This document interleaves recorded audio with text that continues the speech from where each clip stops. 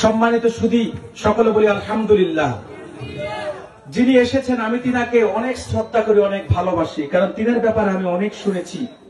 আপনাদের বরদেশী হযরত পীর সাহেব হুজুর কেবলা, যিনি শুধুমাত্র একজন আল্লাহর ওলি না, একজন বীর মুজাহিদ। আলহামদুলিল্লাহ বলবেন না? শামসুল উলামা আল্লামা ফুলতুলি সাহেব কেবলা রহমতুল্লাহের সাথে যিনি সৈয়দপুরের জমিনে রক্ত ঝরিয়েছেন, ঠিক কিনা বলেন?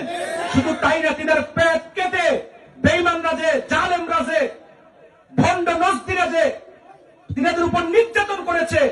এত কাদা তিনি খেয়েছে, মাটির মধ্যে যে তিনার মাথাটা ঢুকিয়ে দিয়েছিল, প্যাকের মধ্যে, কাদার মধ্যে, তিনার পেট থেকে কয়েক কেজি মাটি বের করা হয়েছিল, ঠিক কিনা বলেন?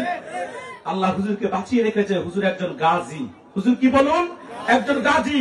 এই মহান ওলিকে আল্লাহ নেক হায়াত দান করুক এবং হুজুরের দোয়া আল্লাহ আমাদের ভাগ্যে নসিব করুক বলে আমিন। আমি হুজুরকে শ্রদ্ধা করি, খুব ভালোবাসি। তিনারা আমাদের মাথার ছায়া। শামসুল উলামা আল্লামা ফুলতুলি সাহেব কেবলা দুনিয়া থেকে বিদায় নিয়েছে। এখনো তিনার বাগানে সাজানো কিছু ফুল এখনো আছে, ঠিক কিনা বলেন?